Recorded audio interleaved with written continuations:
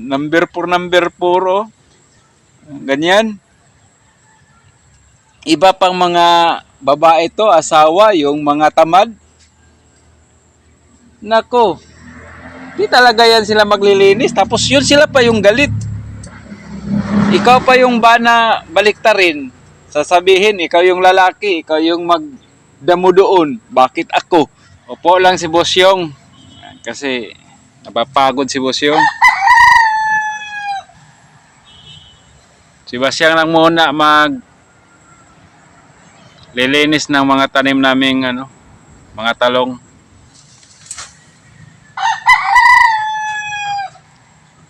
Busy ako kakaupo. Kaya napagod ako. Di bali na, may asawa naman tayong maasahan pagdating sa linisan. Oh.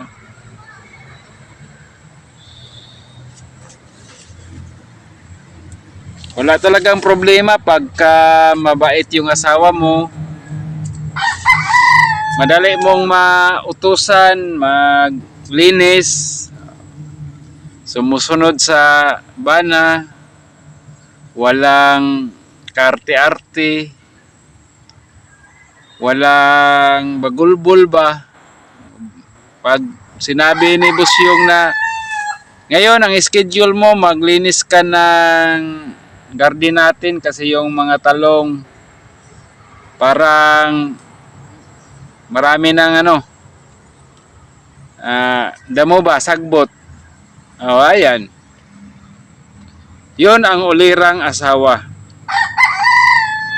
Kuha agad ng bolo or bungay sa Bisaya, maglinis. Di talaga sasakit ang ulo ni Bosyong.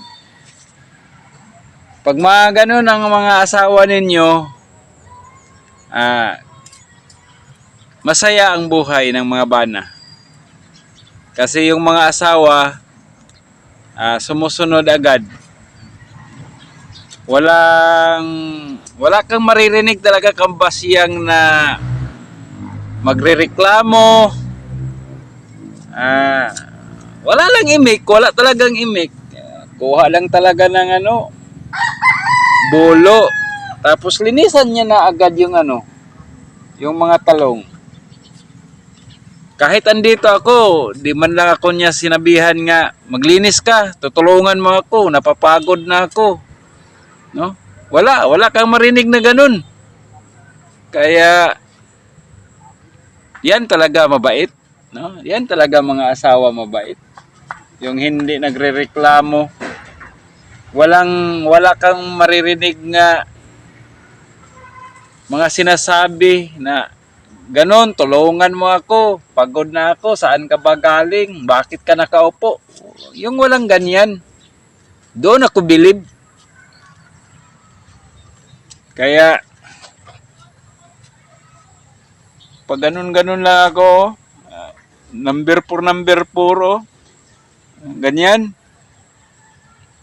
Iba pang mga babae to, asawa, yung mga tamad. Nako, di talaga yan sila maglilinis. Tapos yun sila pa yung galit. Ikaw pa yung bana baliktarin. Sasabihin, ikaw yung lalaki, ikaw yung magdamo doon. Bakit ako?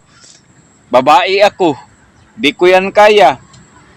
Pero kay Basyang, di ka talaga makarinig ng ganon. Talagang okay na okay.